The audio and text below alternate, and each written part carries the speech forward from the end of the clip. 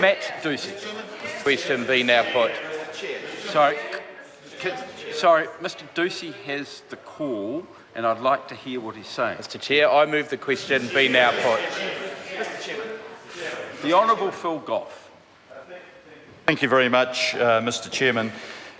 This part is the substantive part of the bill, and at the heart of this is a desire to allow the hearing panels to conduct their work more effectively, but without affecting the quality of their work.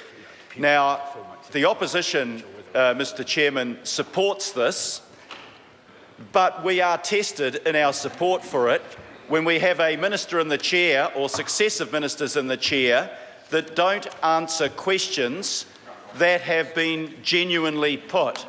We have not, as a House, had the opportunity to ask these questions in a select committee process, so I think it's incumbent on the Committee of the Whole for the Minister to answer the questions. Mr. Chairman, I point out to you that throughout this entire debate, the Minister has not taken one call in answer to numerous questions being put forward. So I'm going to try, going through this clause by clause, to get the Minister to answer the questions. We want to support this bill, and the Minister certainly isn't making it easy for us, having, in the process of urgency, rushing this legislation through the House, no select committee scrutiny, and no endeavour by the Minister to actually answer the questions that we're putting. That is a negation of democracy, and ironically, these clauses, this part, is about democracy. It's about people's right to be heard.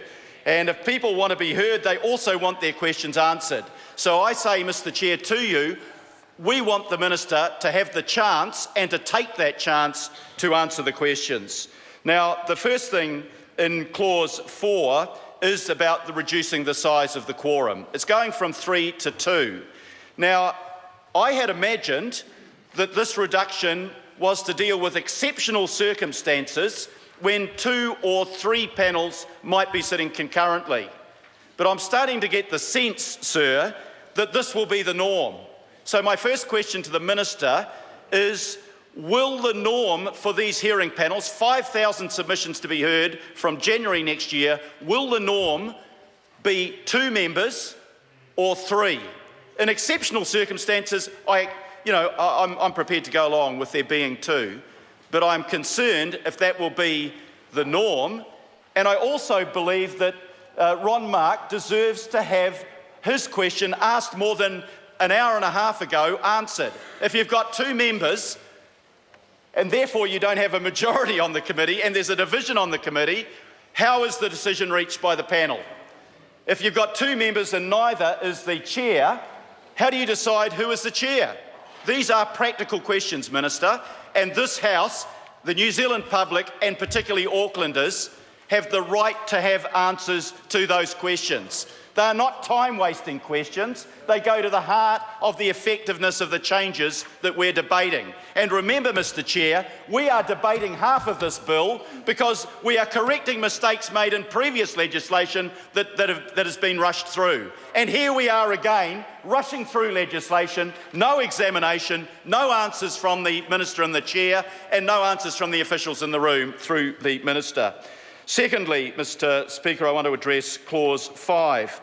Clause 5 allows the hearing panel to make recommendations on a particular topic after it's finished hearing submissions on that topic, rather than making all of those recommendations at the end. Now, I think I know why this is a good idea. I think it's because that gives the Council, then, the recommendations having been made, a longer period of time to consider and respond to them. But we have had no explanation. I've been in the House continuously through every stage of this bill. We have not had one government member address what the reason for this change is. And I think the House deserves better than that. I think the Minister, paid her salary, should get up and answer that question.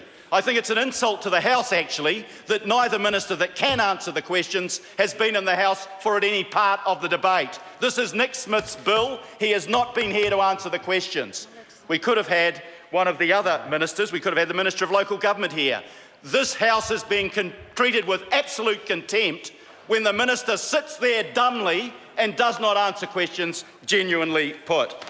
The third clause I want to get to is I want to look at clause 7, and that is the process of appointing the additional members. Now, I accept, Mr Chair, that there is a good reason to increase the panel from 7 to 10, but the process set out is that the Minister of Conservation and the Minister of Environment jointly decide and then consult. And I ask why, Mr Chairman, Mr Chairman, Mr Chairman. The Honourable Louise